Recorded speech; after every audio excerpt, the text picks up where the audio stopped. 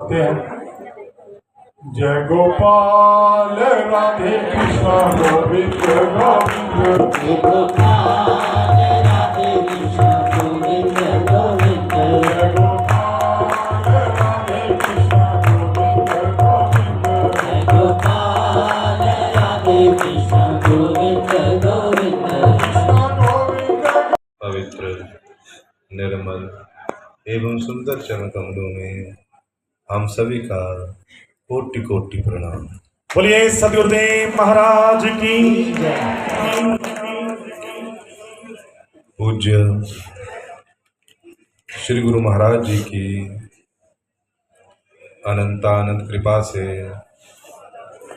परमपिता परमात्मा के आशीर्वाद से श्री केवल ठाकुर जी भारद्वाज जी एवं उनकी धर्मपत्नी स्वदेश कुमारी जी और उनके सपुत्र श्री विवेक शर्मा जी और उनकी पुत्र वधू डॉक्टर श्री अल्पना शर्मा जी,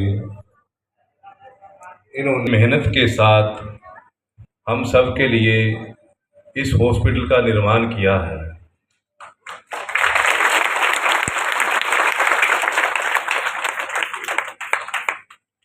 डॉक्टर शिव कुमार जी ने आप सबको ये बता ही दिया कि इस हॉस्पिटल में क्या क्या सुविधाएं हैं और क्या क्या यहाँ मशीनें रखी गई हैं, वो सब आपको इन्होंने बताया। कुछ मशीनें आ चुकी हैं, कुछ आएंगी, पर हमारे लिए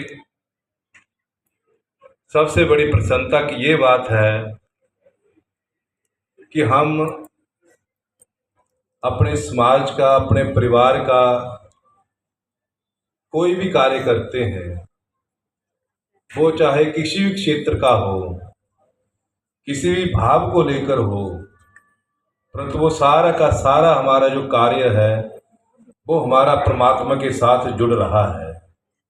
ये हमारे लिए संसार में सबसे बड़ी उपलब्धि है कि हम अपने जीवन में अपने, चाहे वो कमाई का साधन हो, चाहे वो सेवार्थ के लिए हो, चाहे किसी और भावना को लेकर हम कार्य करें, वो सारा कार्य हमारा यदि परमात्मा के साथ जुड़ जाता है तो वो सारा का सारा कर्म हमारा भक्ति बन जाता है।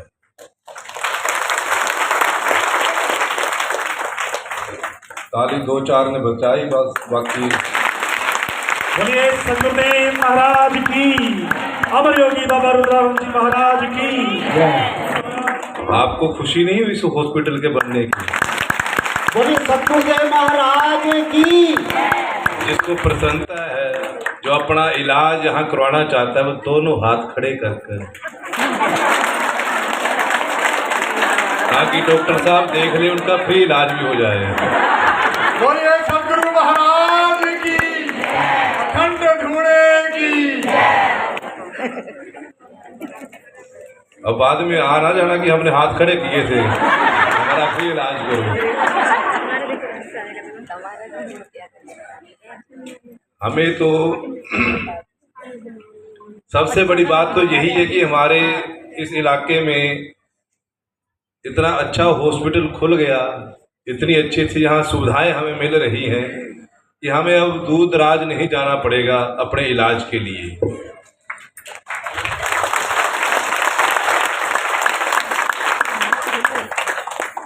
और मुझे इस बात की ज़्यादा प्रसन्नता है, मुझे तो होगी, पर परमपिता परमात्मा को भी इस बात की बड़ी प्रसन्नता होती है, बड़ी खुशी होती है जब हम ऐसे अवसरों पर ऐसे अपने कर्म करते हुए, कमाई के साधन को करते हुए इस परमात्मा को याद रखते हैं, परमात्मा को लेकर करते हैं। हम सबके लिए एक संदेश है, ये शिक्षा है ये, कि हमें यदि उस परमपिता परमात्मा के साथ निरंतर लगातार जुड़ना है, व्यक्ति का रोग दूर करना है तो वो पैसे के द्वारा ही होगा। तो पैसा भी जीवन में आना जरूरी है, परंतु वो पैसा न्याय पूर्वक होना चाहिए। चोरी डकैती कर कर पैसा नहीं कमाना, किसी को धोखा देकर पैसा नहीं कमाना, किसी का बुरा चाह कर पैसा नहीं कमाना। पैसा हो ईमानदारी का, उस ईमानदारी के पैसे के द्वारा मैंने जो पुण्य किया होगा, जो धर्म किया होगा, वो मेरा साथ जाएगा। मैं पैसा कमाता हूँ, बोलिए सदगुरु महाराज की मैं पैसा तो खूब कमाता हूँ, पर किस लिए कमाता हूँ? बच्चों के लिए, आगे बच्चों के लिए पैसा कमाता हूँ। न जाने कितना पैसा कमाकर चला जाता हूँ, पैसा यहीं का यहीं रह जाता है, साथ नहीं जाता है। पैसा कमाना है, इसलिए कमाना है, सोच ये होनी चाहिए, मन में विचार ये होना चाहिए कि मैं ये पैसा कमा रहा हूँ ईमानदारी के साथ, और इस पैसे का दशांश मैं परमात्मा के अर्पण करूँगा, दान करूँगा, पुण्य करूँगा, परिवार को भी चलाऊँगा, रिश्तेदारी को भी चलाऊँगा, समाज के सारे काम भी करूँगा, परंतु उसका दशांश निकालकर परम पिता परमात्मा के अर्पण करूँगा। इसलिए हमने अर्थ भी कमाना है, धर्म, अर्थ और काम।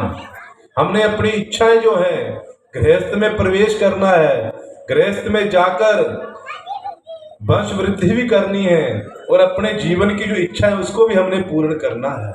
मेरी कोई इच्छा अधूरी ना रह जाए। मैंने तीर्थ यात्रा करनी है तो करनी है, उसको छोड़ना नहीं, वो इच्छा मन में ना रहे। मैंने किसी का रोगी का रोग दूर करना है, निस्वार्थ भाव से करना है, उसकी इच्छा मन में ना रहा, उसको भी पूर्ण करना है। और अंतिम हमारा पुरुषार्थ है मोक्ष का। ये सारे काम करते करते मैंने मोक्ष की ओर भी बढ़ना है।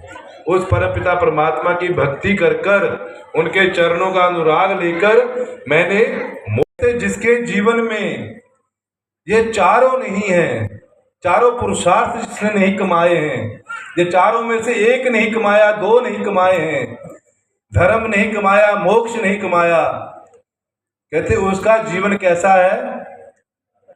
आपने बकरी देखी है?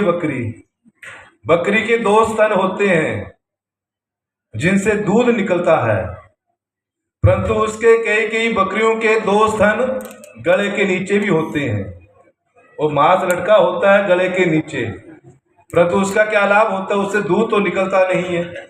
उससे दूध निकलता है? कोई नहीं निकलता है। वो तो उस बकरी के लिए एक भार है, वो बोझ है उस बकरी के लिए।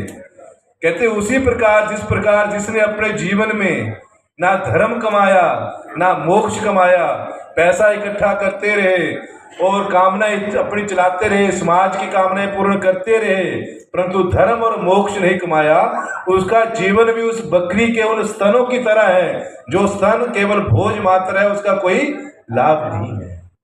तो हमने इस पृथ्वी पर, इस धरा पर बोझ नहीं बनना, भार नहीं बनना है, हमने धर्म कमाना है, धर्मार्थ हमने सेवाएं करनी।